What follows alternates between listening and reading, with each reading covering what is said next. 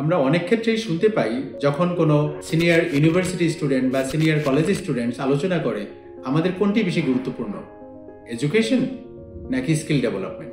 আসলে এটি কোনো বিতর্কই হতে পারে না। এটিকে যদি আমরা আমাদের জব রেডিনেসের জন্য বা ক্যারিয়ার রেডিনেসের জন্য এটাকে একটু চিন্তা ভাবনা করি, তাহলে দেখতে পাই দুটোই ভিন্ন জিনিস এবং দুটারই দরকার আছে। কেননা এডুকেশন হলো একটা ফাউন্ডেশন।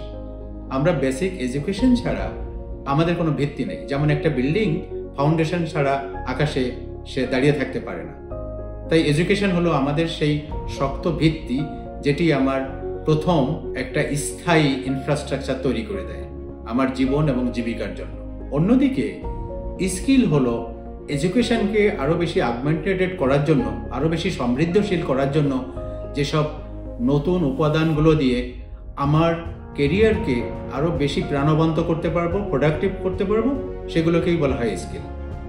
যেমন ধরুন, দুজন স্টুডেন্টের আমরা আলোচনা করি। দুজন স্টুডেন্ট বন্ধু এবং তারা একই সাথে একই ইউনিভার্সিটিতে পড়াশোনা করছেন একই বিষয়, এবং দুজনের ভিতর একজন শুধু পড়াশোনাই করেছেন এবং তার রেজাল্ট সব থেকে ভালো।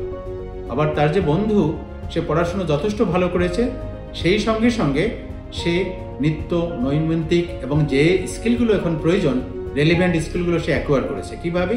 বিভিন্ন ট্রেনিং গ্রহণ করেছে এবং তার সেমিস্টারের মাঝখানে যে ছুটি থাকে, ওই ছুটির মাঝখানে সে ছোট ছোট চাকরি করেছে, ইন্টার্নশিপ বা খণ্ডকালীন চাকরি হিসেবে। এবং যেসব স্কিলগুলো শিখেছে, যেমন ধরুন তার কিছু সফট স্কিল, আমরা বলতে পারি adaptability, critical thinking, problem solving, এই স্কিলগুলো সে খুব ভালো রপ্ত করেছে।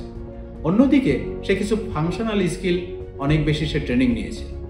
যেমন ধরুন কিছু রেলিভেন্ট সফটওয়্যার এবং ডেটা অ্যানালিসিস, আরও যেসব জিনিস এখন আসছে, আমরা বলতে পারি বর্তমানে আর্টিফিশিয়াল ইন্টেলিজেন্স বা এআই, এগুলো সে শিখেছে। এখন এই দুই বন্ধুই যদি একটি জবে অ্যাপ্লাই করে, তাহলে আসলে কে বেশি প্রাধান্য পাবে, কাকে আসলে বেশি সুইটেবল হিসেবে গ্রহণ করা হবে? আমরা যারা রিক্রুটার, তার আমরা দেখি যে একটি স্টুডেন্ট তার একাডেমির পাশে যদি নিজেকে আরেকটু তার স্কিলটা এনহ্যান্স করে, তাহলে আমাদের জন্য সে একটা রেডি প্রোডাক্ট। সে এসেই দ্রুত প্রতিষ্ঠানের পরিবেশ, কালচার জানার পরপরই সে কাজে নামতে পারবে।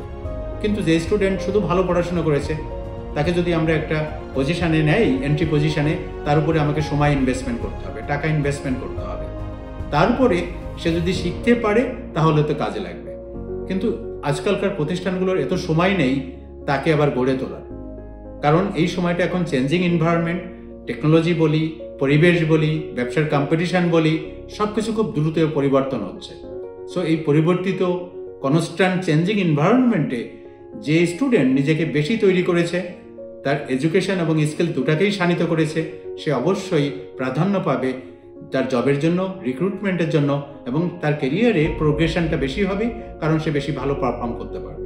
আপনারা যদি আপনাদের এডুকেশনের সঙ্গে সঙ্গে আপনাদের স্কিলগুলোকে আরো বেশি ইমপ্রুভ করতে চান, both soft skill and functional skill, আমরা এগুলো নিয়ে কাজ করে থাকি।